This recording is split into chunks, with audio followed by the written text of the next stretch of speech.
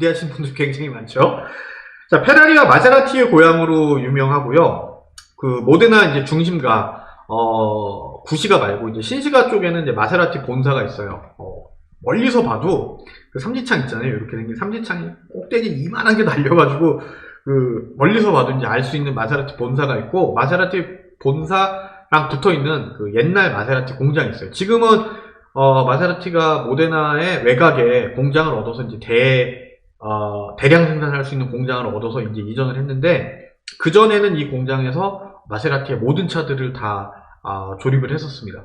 연간 생산량이 마세라티가 4,000대, 5,000대, 7,000대 넘은 지가 얼마 안 되거든요. 지금은 뭐 몇만 대 수준으로 올라갔는데, 그게 이제 신축한 공장에서 만들어지고, 현재 그 모데나에 있는 마세라티 공장은 워낙 이제 소량 생산만, 그러니까 수제작으로 차를 만들던 곳이다 보니까, 여기는 지금 알파로메오의 그 포시 같은 그 소량 생산한 스포츠카만 지금 제작을 하고 있다고 해요. 바뀐 뒤에는 저도 안 가봤습니다. 그 바뀌기 바로 전해에 제가 갔었고요.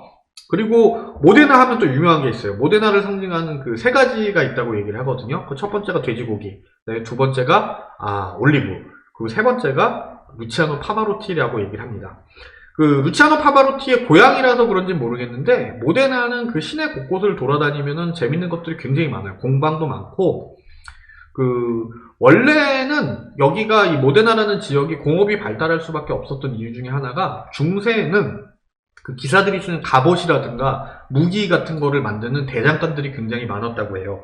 그리고 이제 가죽 공방이 이제 유명한데, 동네 이제 골목골목을 돌아다녀 보시면은 진짜 집에서 만드는 이런 가죽 공예품들이 굉장히 많아요. 그리고 이탈리아 여행할 때 제가 이제 가장 중점적으로 얘기를 하는 게 뭐냐면은, 이탈리아는 옛날 구도심이나 구시가 같은 경우에는 자동차들이 못 들어가는 경우가 굉장히 많아요. 그러니까 허가된 자동차들, 거기 사는 사람들 외에는 못 들어가는 공간이 되는, 거기 이제 JTL이라고 얘기를 하거든요. ZTL. 예.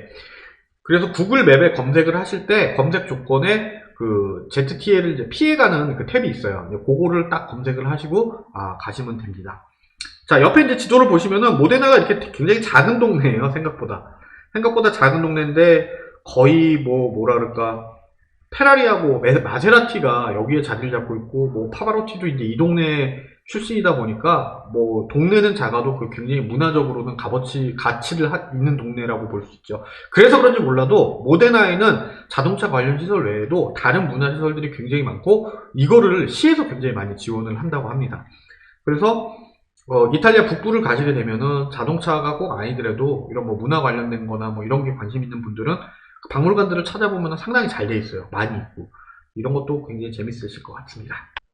자, 그리고 이제 여기는 우리나라 분들이 제일 많이 다녀오신 데요. 마라넬로에 있는 그 페라리 박물관에 대해서 한번 이제 말씀을 드려볼게요.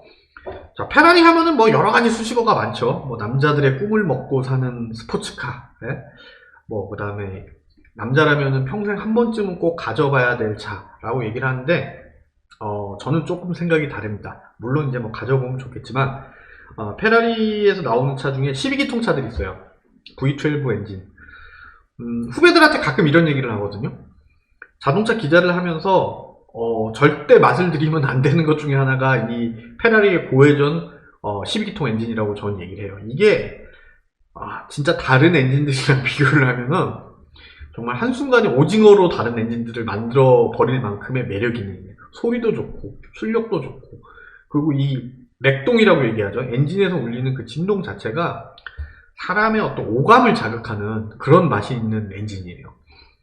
그래서 페라리를 뭐 요즘에는 뭐 8기통 페라리도 굉장히 많이 팔리지만, 진정한 페라리를 맛보려면은 FR 레이아웃을 가진 12기통 페라리를 맛보는 게 가장 저는 이제 페라리 좋아하시는 분들한테 추천하는 겁니다.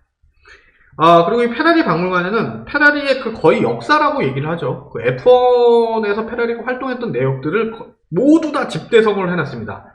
그래서 모터스포츠 좋아하시는 분들이 여기를 가면은 굉장히 시간 가는 줄 모르고 구경을 할 때가 많아요. 저도 저 밑에 이제 그 지하에는 이제 던전처럼 생겼거든요. 쫙 그 역대 그 페라리 우승했던 머신들을 이렇게 쫙 모아놓은 공간이 있는데, 거기서 굉장히 저는 시간을 많이 보냈어요. 하나하나 다 읽어보면서.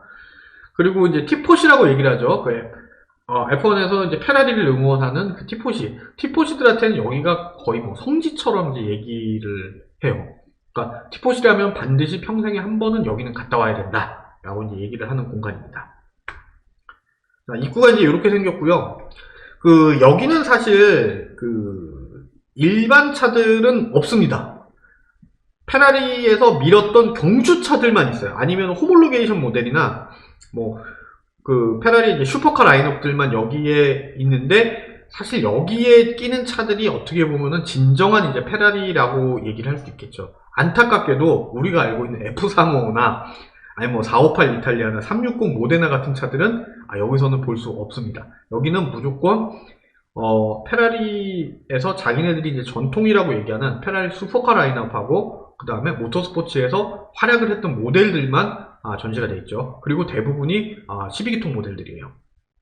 자, 입구는 이렇게 입구는 왼쪽에 보시는 것처럼 생겼는데, 여기 가면 뭐가 있냐면 이 앞에 페라리를 렌탈해주는 사설 업체들이 굉장히 많아요. 보면은 동유럽 출신의 정말 섹시하고 아름다운 여자분들이 영업을 하는 경우가 많은데, 제가 갔을 때는 무슨 얘기를 들었었냐면은 어떤 굉장히 늘씬늘씬한 진짜 인형같이 생긴 여자분이 오더니 자기한테 이 차를 렌탈을 좀 해달라고 얘기를 하는 거예요. 가격도 굉장히 비쌌어요. 보니까 30분에 한 20만 원이 넘었던 것 같은데, 이 여자분이 뭐라 그랬냐면요, 오늘 자기가 영업 실적이 없기 때문에 내가 꼭 이거를 자기 걸 좀 팔아줬으면 좋겠다라고 얘기를 하는 거예요.